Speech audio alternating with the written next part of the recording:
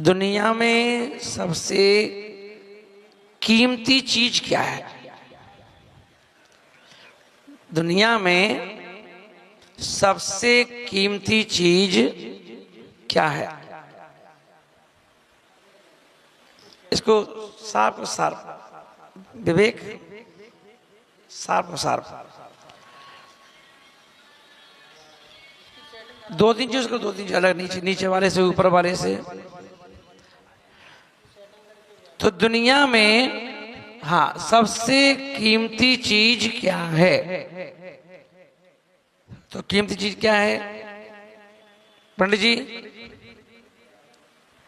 अपनी सब आत्मा जो है सबसे कीमती है ना? इससे कीमती कोई चीज नहीं है। पर इससे भी ज्यादा कीमती चीज यदि कोई है तो वो है पुण्य। क्या है वो? पुण्य है। पुण्य से कीमती कोई दूसरी चीज नहीं है। ये आत्मा भी तभी अरहंत बन सकती है जब हमारी सत्ता में पुण्य होगा। बिना पुण्य के अरहंत नहीं बन सकते हम। बिना पुण्य के सिद्ध नहीं बन सकते हम। बिना पुण्य के साधु नहीं बन सकते हम। बिना पुण्य के अमीर आदमी नहीं बन सकते हम। पुण्य चाहिए, बिना पुण्य के कुछ नहीं हो सकता। और इसलिए आचार्यों ने कह दिया कि पुण्य फला अरहंता। पुण्य फला अरहंता बोले पुण्य का ही फल है अरहंत पद की प्राप्ति होना। जब अरहंत पद की प्राप्ति गया तो टिकेगा नहीं, वो टिकेगा नहीं। एन कैन प्रकारेण जैसे बरसात का पानी छत को फाड़ करके कहां से कहां पहुंच जाए और पानी टप टप आ जाता है। रास्ता खोज लिया उसने नीचे पहुंचने का। सोचो जब वो पानी, इतनी मोटी छत है, पाषाण के पत्थर हैं, उसके ऊपर गिट्टी है, फिर प्लास्टर है, तब भी पानी हल्का सा मौका मिला पानी पहुंच जाता है। दीवारों में सीलन आ जाती है। पानी को रोक सकता है क्या? है ना? तो बोले ऐसे ही क्या करना कहा जाता है कि जब पुण्य इकट्ठा होता है तो पैसा अपने आप उस पानी की तरह, तुम्हें मेहनत नहीं करना पड़ेगी, वो पैसा मेहनत करेगा अपने आप कैसे तुम्हारे पास जाना है, मेहनत कर लेगा। तो इसे कहा क्या करो, पैसा कमाना है तो भी पुण्य इकट्ठा करो। कोई भी काम करना है तो उसके लिए क्या करो, पुण्य इकट्ठा करो। तो इसलिए आचार्य महाराज यहाँ बोल रहे हैं कि वो पुण्य इकट्ठा करना है तो पुण्य के लिए कैसे इकट्ठा करें? अब ये पुण्य मिलता कहाँ है तभी तो इकट्ठा करें इसको। ये पुण्य मिलता कहाँ है? तो ये पुण्य जो है अगर मिलता है कहीं तो ये पुण्य सिर्फ 3 स्थान ऐसे हैं जहां पर पुण्य मिलता है।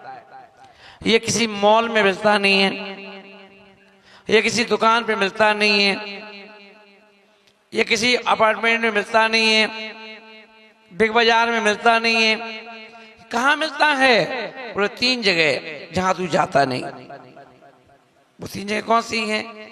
थोड़े देव, शास्त्र, गुरु। सबसे ज्यादा अनदेखा यदि हम करते हैं तो इन 3 को करते हैं। सबसे ज्यादा अनदेखा यदि हम करते हैं तो इन 3 को, देव, शास्त्र, गुरु को, हम इनको अनुकूलता में पूछते हैं। या हम सबसे ज्यादा परेशान हो तब हम भगवान को याद करते हैं ना, बाकी हम करते ही नहीं है।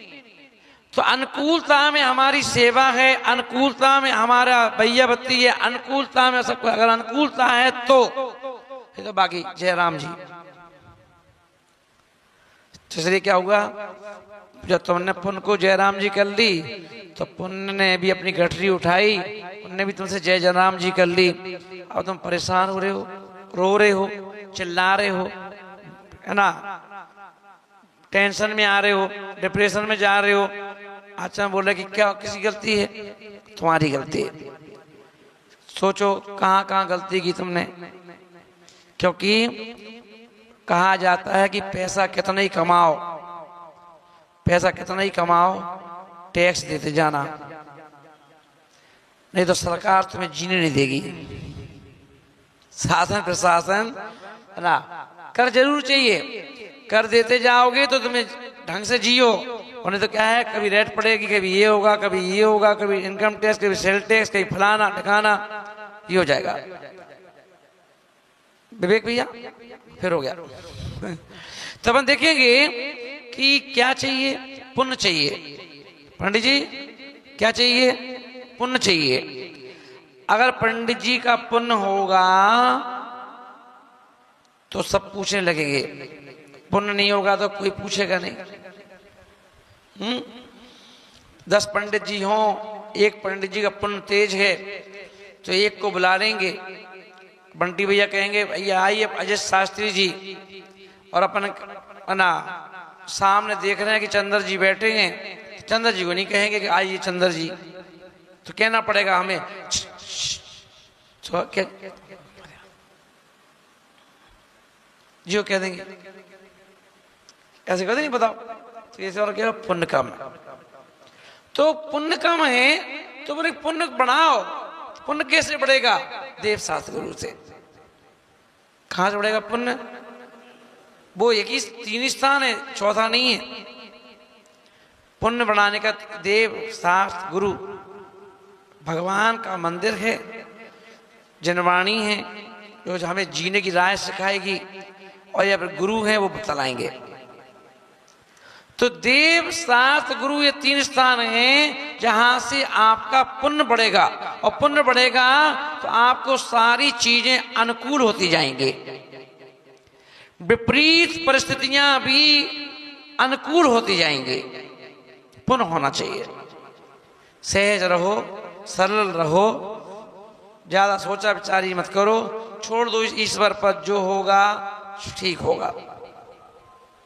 मैं कौन होता हूं सोचने वाला, मैं कौन होता हूं?